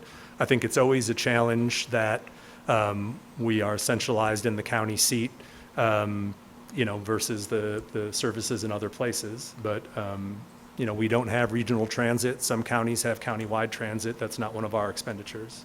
Sure. And then since January, the board has had special orders meetings on things like the airport T-hanger, Habitat for Humanity, Fox Cities campus, and the STAR program. Why didn't we have a special orders meeting about this? About the tax increase? Why didn't we have a special orders meeting? Yes. Me to answer that? Sure. Would you like me to answer that? Because this was brought in by Vice Chairman Fari as a resolution, and he just put it on the agenda, so that's why that was done. And County Executive Hintz just wanted to give a presentation on it, just like our Corporation Council gave her presentation on it. So there was really none whatsoever, but if there's any feel for it, we surely can. I would have no problem for it. Okay, perfect. And then I have one more question. The UW Fox Cities campus should have had a public facilities maintenance and replacement schedule, and it sounds like that was neglected, which was not disclosed. Yeah. So I'm a little shocked, as I'm sure you are. Do you have access to these records? Because if the deferred maintenance plan was not followed, I'm just very curious, where did the money go?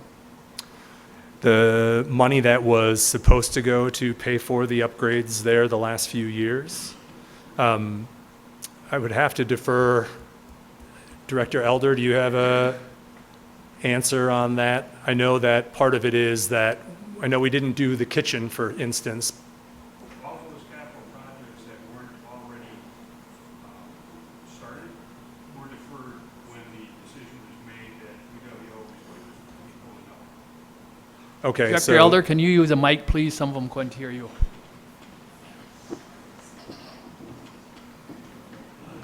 When the decision was made by UWO to abandon the campus, the work that was not maintenance related, as in like updating the kitchen, doing some of the other things, those were deferred by Outagamie County mostly. Okay, thank you for your time. Supervisor Laux. Thank you, Mr. Chairman. So now that it's been pulled, I had something to say for that, but I'm just wondering, so if we do a sales tax, it's meant to offset people's property taxes. How much did you say a lower income tax bracket person would pay, like $15 or something? So the You had a quote. average, Is that a year? it was $100 a year on the average amount that people pay on on taxable goods. So if Okay. you looked at, Yeah. 27 cents a day, That's- so if yeah, a lower that's amount enough. would be, a Yeah. quarter of that would be 14 cents. What I'm wondering is, because people get property tax relief, but renters don't get any relief because landlords do not give them relief just because the property tax goes down. Is there any way to give them $15 a year or $100 a year to offset their expenses? Because I'm all for taxing Life Vest and I'm all for taxing EAA. But our constituents, all of our constituents, pay that the other 52 weeks of the year. And the renters are not getting anything for it. And so is there any way to get them some kind of relief? Under a property tax relief model, it would be based on the valuation of your home. I don't know if counties, what the legality would be about direct payments with the sales tax and how you do it. I too have heard from renters concerned about the proposal because they don't think even if their landlord, has their taxes lower, that money's going to be passed on to them. It doesn't get Might mean passed that their on. rent doesn't go up or is less likely to go up. And you're right, the renters are more likely to see that that's a higher percentage of their income, hence the regressive nature of the tax. So even if it's $50 a year, that's $50 less, that they'll have, and $4 a month. So is that something that it's possible to look into? Sure, I guess so. I don't know what we'll have to look at to see how many renters that we have and what the redistribution costs would be and what the amount would be. We can look at whatever. I think it's the board's, prerogative. I think you'll run into challenges of, 5 renters in the same unit. Do you split up the $15? How do you do it? I don't know. There are logistical issues, and again, I don't know.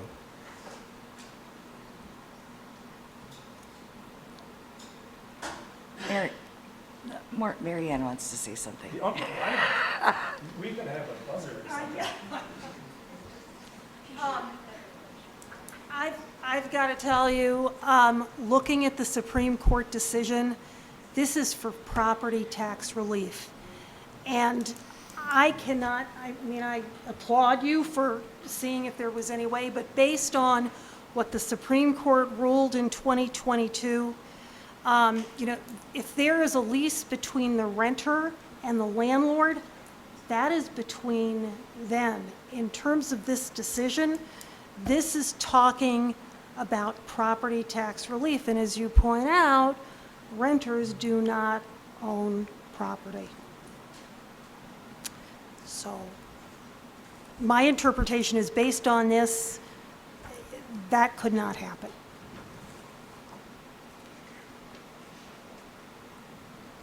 Supervisor Hintz. Thank you, Mr. Chairman. My question is more about procedure here. Wouldn't it be, if we're actually going to have this discussion, shouldn't we allow for more input by having this go through committees first? And that way, because I'm guessing we would have to go through PNF and JPS, both. Sorry. No, If you actually look at the jurisdiction of Personnel and Finance and JPS, it is not required that this go through it. However, that is not saying it would be anathema to do this. If you look at the jurisdiction, for instance, of JPS, it talks about the fact that they have jurisdiction over rules, not ordinances. And this would have to be an ordinance. The resolution was, I gather, to just obviously encourage discussion. But if the board and the will of the board was to have a sales tax, the vehicle is an ordinance, not a resolution. And in terms of Personnel and Finance, and I'm looking at Supervisor Cox, certainly if you actually look at what is in Personnel and Finance, it does not really fall within tax. Not to say, as you all know, that it's probably a good idea to have discussion, and maybe whoever, if there was a sponsor, they may say, yeah, I'd like it to go to Personnel and Finance. I'd like it to go to Judiciary and Public Safety. But my interpretation, based on looking at your rules, is that is not required. Okay, thank you. Supervisor Halber. Thank you, Mr. Chair. I just wanted to point out to my fellow board members that I've heard a couple of times now that we should tax like EAA and some of the events, which I totally agree with. So I started looking it up while we were having this discussion. It's actually not within our legality or our power to do on a county level. We have to petition the state. The state of Wisconsin currently does not grant counties general power to impose a PRAT, which is a premier resort area tax, unless you meet a couple of qualifications, which is 40% of our equalized property value has to be used by tourist-related retailers, and I'm not quite sure that we would meet that criteria. So, just to recap, I do love the discussion around finding different ways to bring in more revenue that is not a sales tax and not raising our property values. But this avenue we either may not qualify for, or if we do qualify for it, we still have to petition the state for an exemption. So just keep that in mind. Thank you. Supervisor Nelson. Just like to bring out a couple of points.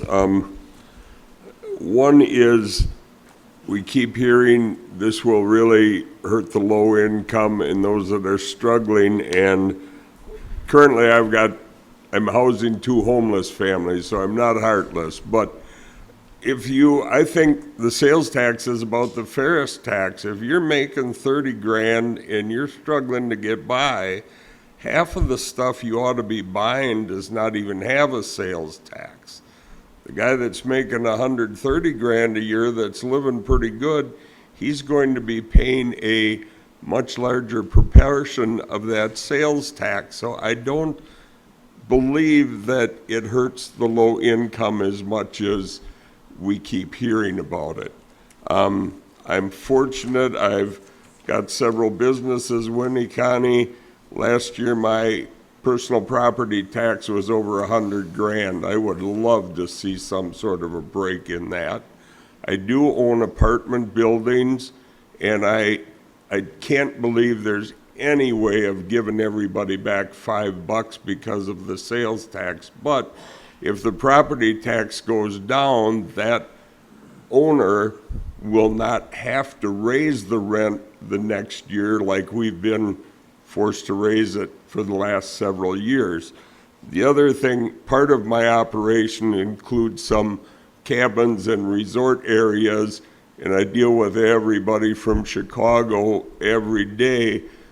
Their taxes down there are 10 to 12%. They almost think it's silly that there's only a 5%, and even though they're my good customers, I'd love for them to pay an extra 0.5% that we could use in Winnebago County. The only reason I would hate the 5%, the 0.5%, is I can do 5% sales tax in my head when I'm making out a bill, and I can't do 5.5, so I'd have to buy a computer or something. So, thank you much. Supervisor Facetto.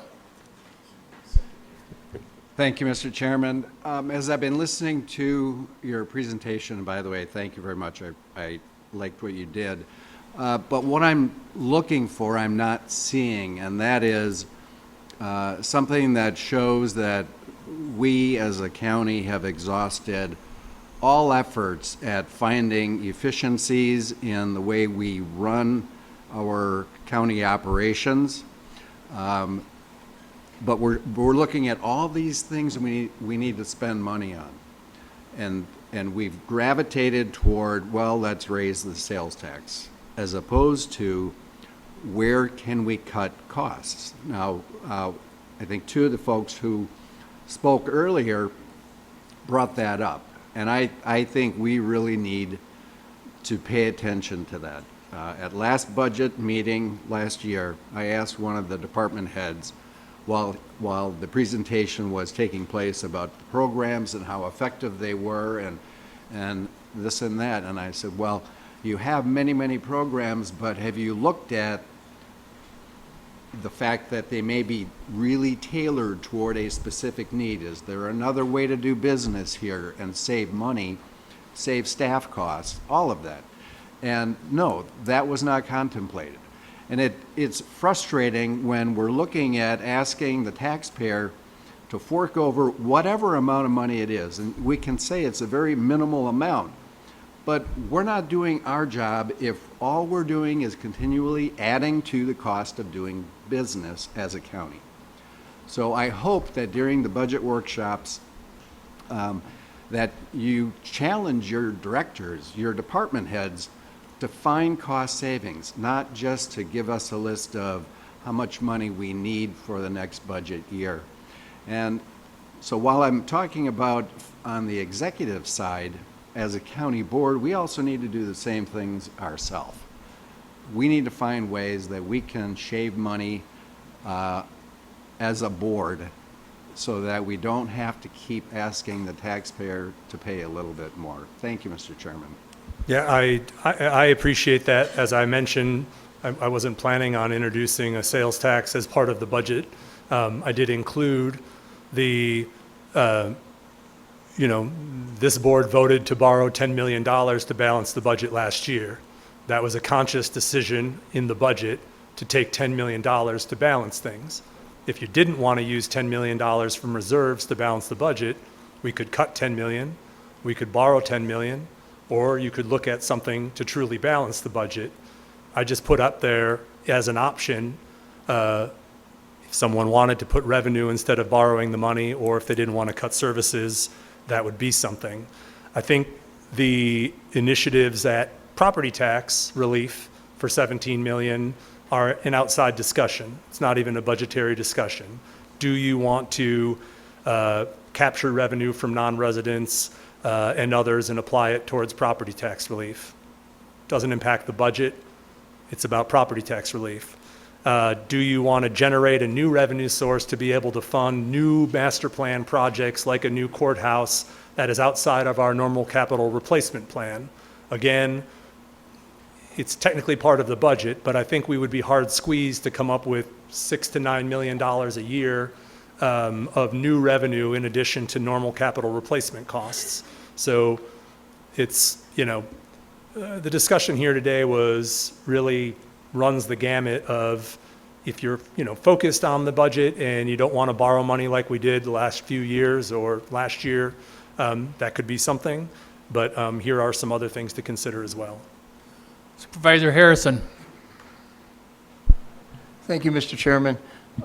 Since I've worked at a lot of these different events like Crossroads or EAA or Life Fest or the arena or different activities, we said we don't make any income off them. But any county fees, police, whatever, they pay it back, don't they? Yes. And in fact, I think for EAA, we have a contract, with EAA directly. So that's getting, funded. Right. So I guess the point I'm trying to make is that we say they use the services, but they don't pay for them. Well, they're paid for these events. First off, they pay that back to our county. So we're not losing money by having an event by doing it. On the flip side, all these events bring thousands of people. I think this year we had 701,000 people at EAA. I talked to quite a few of them. They've never been here before. okay? But they come here because of the 5% is cheaper here. I've had people call me just recently that work in town here, do their grocery shopping here and everything, because it's more expensive in Fond du Lac or other places they go. So there's a lot of other things we need to consider. Groceries aren't taxed, though. What's that? The groceries don't. No, but I mean, he says he buys things, groceries, Okay. everything in town because it's cheaper. That's why he does it, okay? So I mean, a lot of all these things we have to consider that we would lose. How many of these people will not come here because it costs more for the sales tax? You know, and I think this whole gamut of this talking about the 5% came out real fast, this 0.5%. We never really discussed it. I remember myself, I got so many different calls, this is coming up, and I said, I don't even know what you're talking about. Where'd it come from? It was on the news, it was everywhere else except for in front of me. So I felt bad because now the people out there didn't know about it. I wasn't faxed about it, and I'm not for it, not this way. This is the wrong way to be doing it. We have to look at ourselves and decide better what we're doing, not that we're running out of expenses. We need money for this. So that's my point on it. Thank you. Yeah, I mean, again, I got asked months ago to bring forward general information. I think, again, I mentioned at the beginning, we haven't needed it fiscally, and I don't think there's been agreement from the board on what the best way to prioritize the revenue if you did do it. And, I think that based on a lot of the things we're hearing still stands today. Supervisor Bender. As far as the rentals, I've rented houses for 50 years, and what I try to do is bring them up to market when the tenants leave. Last year I did raise the rent because the city taxes went up astronomical. Most houses went up $300, so I charge $25 more a month. But normally I wait until they leave if they're there 4 or 5 years, and then I'll bring it up to market when they leave. And as far as the county as a whole, I think we've been very frugal. Like the county exec said, net new construction, we can raise property taxes $1 million. That's 1% for our employees. The average raise is 3 to 4%. Now, where are we going to get an extra $2 or $3 million? We're going to have to make serious cuts to the budget to give our employees a fair raise. And we have 1,100 positions in this county, and last year I don't think we ever hit more than 950 that were filled. So we have 150 job openings. We can't get people now. We got Parkview at 99 residents when it's a 165-bed nursing home. We got 36 people on a waiting list to get in. I mean, we can't pay them any less. We can't get CNAs and RNs now. So I don't know where we're going to get the money to basically cover the employees' raise this year, let alone, the sheriff's department. He's down 14 people from when I got on this county board. We eliminated 14 correction officers. So I think we've done a good job, but you only can get so much out of every 70 counties had to go to the 0.5% sales tax because they could no longer balance their budget. Can we get by a few more years? Sure we can. We can take some more money out of reserves, but eventually your reserves run out. So I don't know where we're going to get the money from this year. I know where we're going to get it from. We're going to get it from reserves. Supervisor Laux. Thank you, Mr. Chairman. I didn't mean to attack any conscientious landlords. I just know that a lot of places have absentee landlords that even live out of state, and they're not going to pay attention to whether or not they're getting a discount on their property taxes. I just wanted to mention a couple of things that are taxed. Utilities, and utilities can be very expensive when we have 88-degree weather. The internet, pretty much everything from Goodwill, feminine hygiene products, soap, toilet paper, cleaning products, shoes, including children's shoes, school supplies, Band-Aids, COVID tests, used cars, which are up there, diapers, and your phone service, whether it's cell phone or landline. Thank you. Vice Chairman Fari. Gordon, I would like to take a few minutes here to really thank you for this presentation tonight. It kind of dovetails the reason I pulled the resolution, and I'll bring it back next month. What we're having here tonight is a discussion that needs to be held. pros, cons, and I think Gordon did an excellent job of presenting this to us. So I say to all my fellow supervisors, this discussion needs to continue in town boards, village halls, and in the cities as we go forward. And then we can make a decision at a later date. But your presentation was timely, Gordon. I thank you very much for it, sir. Well done. Well done. Supervisor Stafford. Thank you, Mr. Chair. Thank you for your presentation. Just a couple things. It's kind of difficult, but on page 11 of your deck, it is the, oh, no, it's not page 11. What page is it? Page 4, sorry, page 4, which is pros of a county option sales tax. All right, cool. I have been searching, well, it seems like forever, but it's probably only been a couple weeks. The idea of can provide meaningful property tax relief, including for those on fixed incomes. I'm looking for data to substantiate that claim, and I cannot find it anywhere. I even went back and I did year-to-year Outagamie County for the last 10 years and ran a regression analysis. Year 2020, it did go down. Year 22, it went back up. And if you do a regression analysis, it's flat, which means it really didn't provide.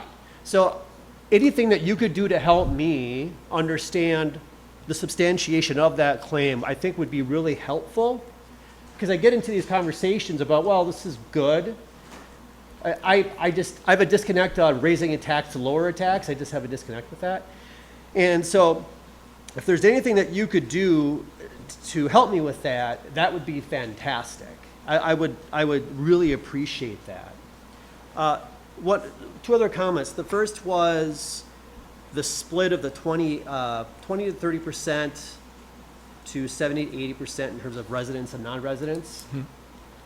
I do think that we have to understand that we're still saying 80% of the residents are substantiating this tax. So that would be like this row right here, right?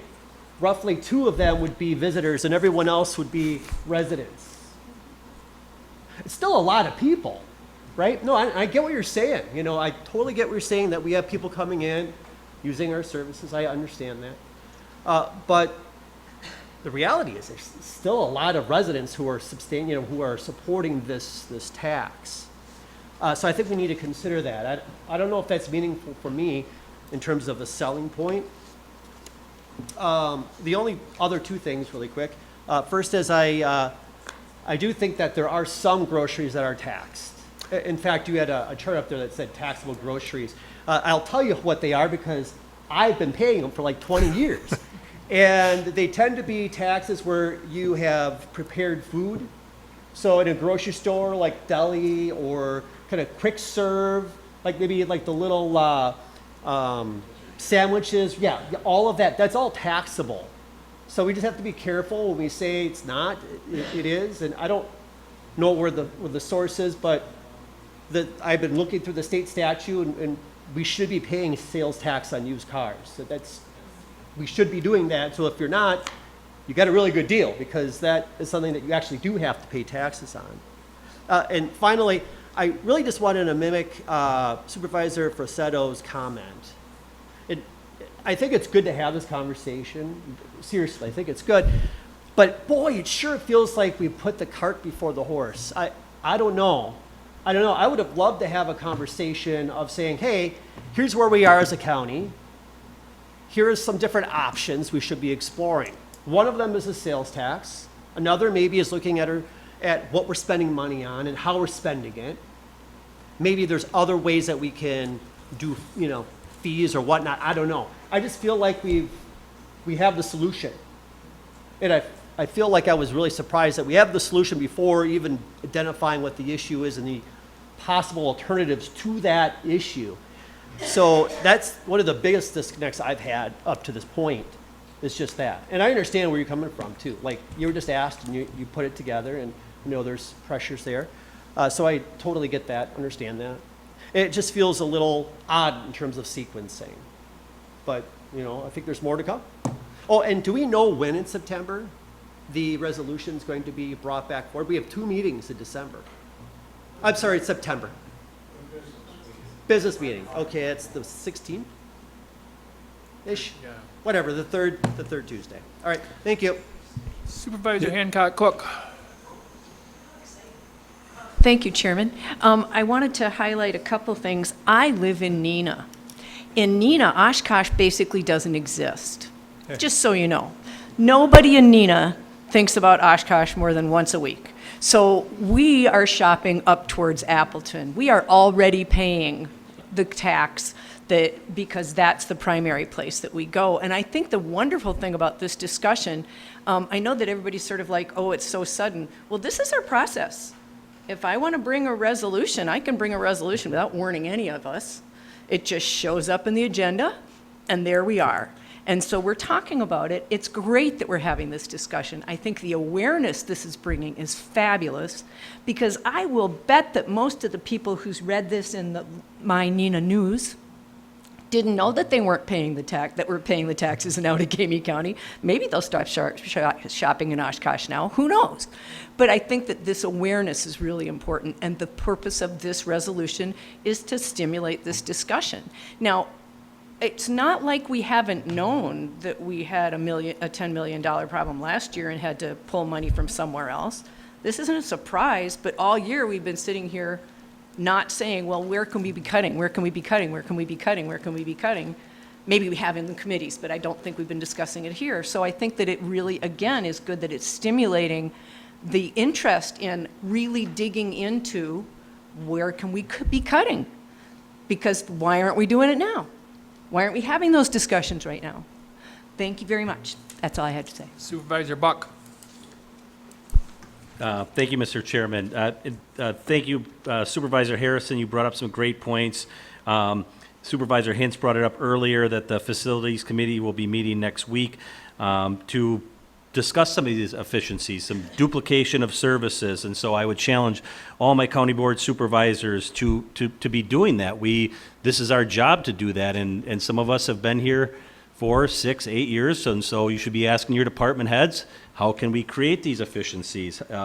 We've also heard for the past 4 years about silos, and we've hired people for grants and to find these efficiencies in governments and stuff like that. So it's not like this board and this body and this county haven't been asking those questions. So one of the, and this is for you, Gordon, in your presentation, it gave a home of, $300,000, said that property tax value would provide that homeowner $246.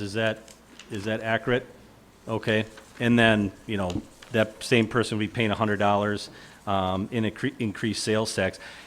Supervisor Hancock Cook brought this up about people going to Appleton. I bought a truck a few years ago. I knew we didn't, have that sales tax, but I found the best deal in Dodge County.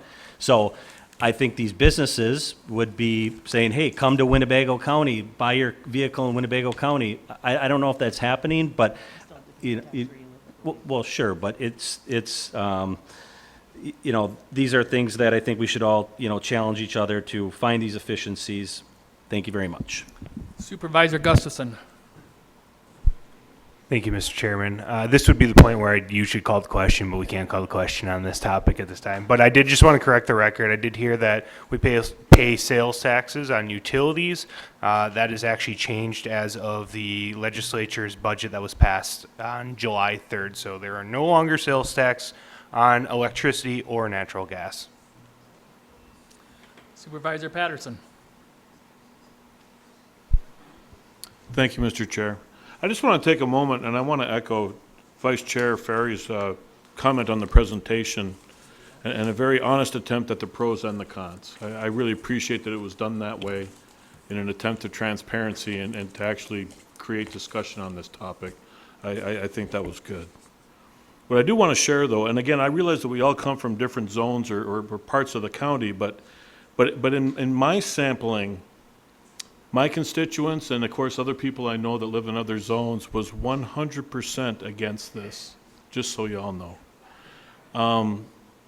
not the county's fault necessarily, but taxation within our county with other entities is just going out of control. And there's a lot of people that feel that this is the straw that's going to break the camel's back. So I just wanted to share with you all from my sampling, which is over 50 people in a week, they're against this. And that I think as Supervisor Forsetto, Supervisor Stafford said, we really need to take a look at budgets. We really need to take a look at what we're spending because the people are getting squashed. And that's all I have. Thank you. Supervisor Swan. Thank you, Mr. Chair. I appreciate Executive Hint's presentation. It was very thorough and complete. One thing I will say is I went to the National Night Out block parties earlier this month in 2 of my neighborhoods in my district. Now, one neighborhood, the one that I live in, I had people that were indifferent and people that were in favor of the property tax or the sales tax increase. I went to another neighborhood block party and spoke to a local pastor's wife there and asked her what was the most important issue your neighborhood is facing, and she said poverty. That $100 does matter to people in one of the neighborhoods in my district. I know how much I complained when we got a wheel tax in Oshkosh at $35 a year. That was hard for me to swallow. I didn't like it. And so, you know, I'd have to say I really have to side with the people that are most in need and would suffer the most if this tax increase were to be put in place. So I just wanted to mention that. Thank you.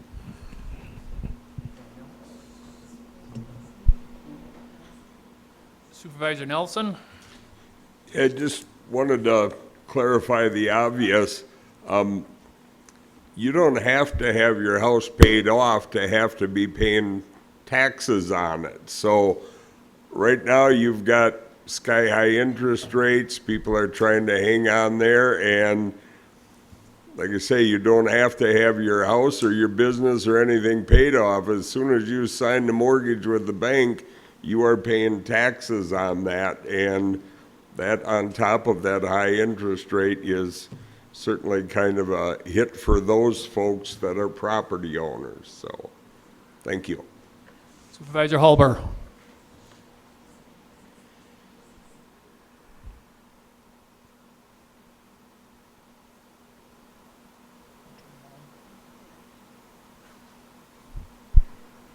Thank you, Mr. Chair.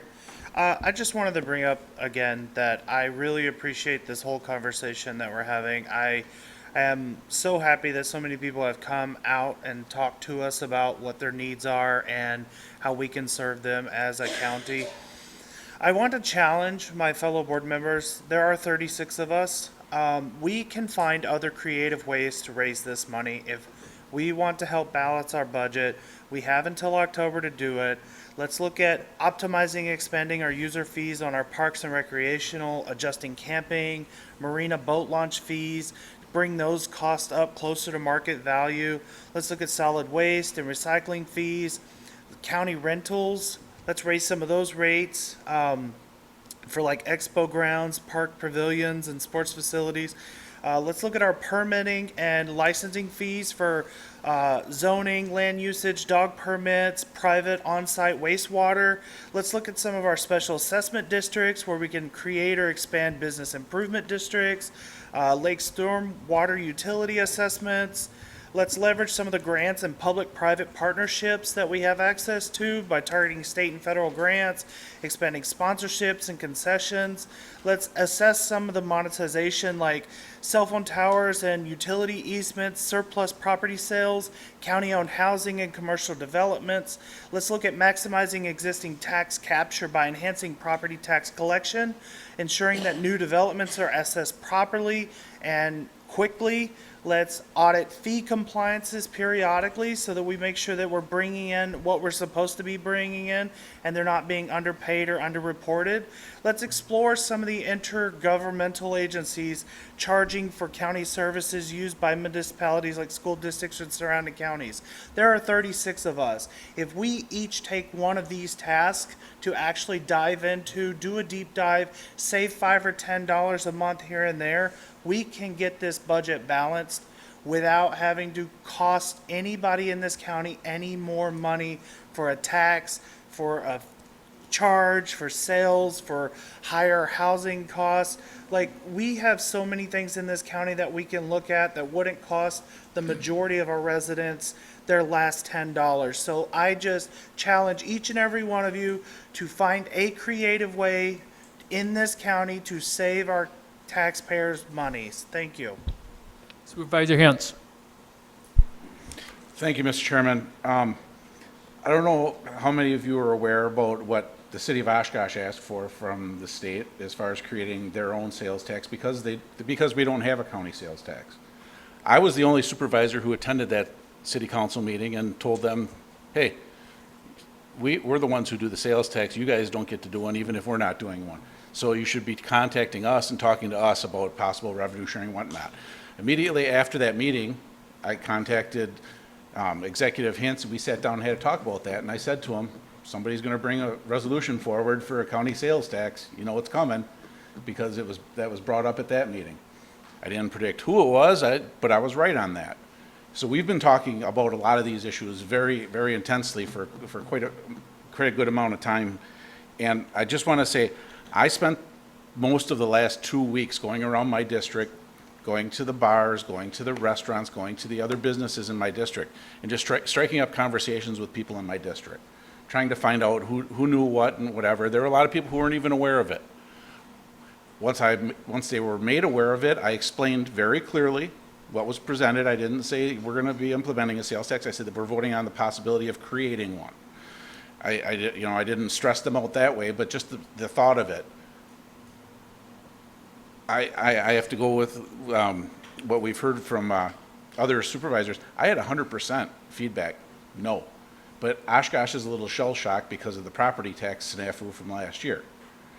And the reason I was, and I will remain against this when this does come back to us, is the directly giving money to the municipalities. It's not our job to fix their budgets. It's not the county's job. That's our money. If we were to implement a county sales tax, that would be the county's money, not the municipality's money. I'm just saying that. I'm not saying I'm in favor of a sales tax, but if that's the route we end up going, we have to keep that in mind. Why are we adding a middleman if we do something like that? And again, I'm not saying I'm supporting a county sales tax. I'm not. But if this were to be seriously considered and voted in, we need to say, let's eliminate that middleman and reduce the property tax levy as a county. Again, not in favor of it, just saying if we end up going down that road, that's something to think about. Thank you.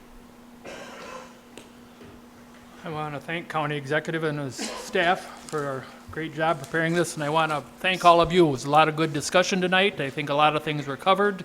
It'll probably be coming back next month or shortly thereabouts, so just prepared. If you got questions, think about them. Call the author, call County Executive Hintz office or somebody and try and get some of your questions answered ahead of time. But I want to thank you all for really showing good tonight. I see that there's still some cameras here, so I shouldn't say it, but when you have people like these, we don't want people blowing up or whatever. I think it was very well handled amongst all of you, so thank you.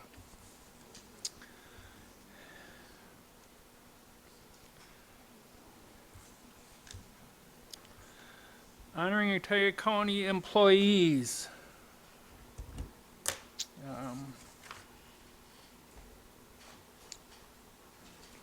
Supervisor Cox.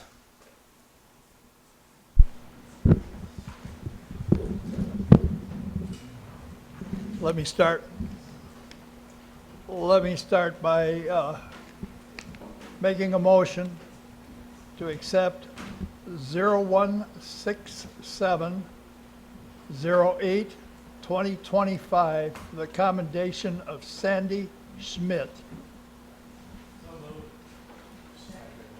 Motion made and seconded. You want to read the next one right away? No, let her read the, She'll read it afterwards. Read them both. Okay, okay. Bring the other one in right away. let me make a motion to accept 0168-08-2025 for the commendation of Jody Merstick. Motion made and seconded. Do you want to read them in now, and then we'll vote? I have a commendation for Sandra Schmidt. Sandy Schmidt was the Corrections Division account clerk since June 27, 1994, until her retirement on July 16, 2025. During her 31-plus years of service to the Sheriff's Office, Sandy was a source of stability and dependability. Sandy could always be counted on and always took care of the behind-the-scenes tasks that makes the Corrections Division function. While Sandy was an efficient and dependable employee, what truly makes her special is her fun-loving personality. Like Sandy had said, everyone is fun in their own way, and if they're not, she'll make them fun. From her good-natured ribbings to her infectious laugh, Sandy always brightened everyone's day. Sandy's service to the citizens of Winnebago County is appreciated and deserving of recognition. Please join me in expressing our gratitude and best wishes as she enters her well-deserved retirement. Commendation for Jody Merstick. We commend the outstanding service and dedication of Jody Merstick, who began employment with Winnebago County Child Support as a clerk typist on February 8, 1999. She has held numerous roles within family court and child support, consistently demonstrating professionalism, compassion, and an unwavering commitment to excellence. Jody has been a steady, positive presence, always ready to lend a hand, offer guidance, or go the extra mile for both staff and clients. As the office supervisor, Jody led by example, fostering a collaborative environment where every team member felt supported and valued. Her vast knowledge of the child support program, problem-solving ability, and approachable nature have made a lasting impact on the department and the families we serve. We are grateful for Jody's many years of service and leadership. Please join us in expressing our gratitude for her 26 years of service and wish her the best in her retirement. All those in favor of the commendation of Sandra Schmidt and Jody Merstick signify by saying aye. Aye. Those opposed say nay. Carried. We'll be going into the consent calendar now. Do I have a motion to approve the consent calendar? Move to approve. Motion made and seconded. All those in favor signify by saying aye. Aye. Those opposed? I am open for adjournment. All those in favor signify by saying aye. Oh, wait. Consent. We're adjourned.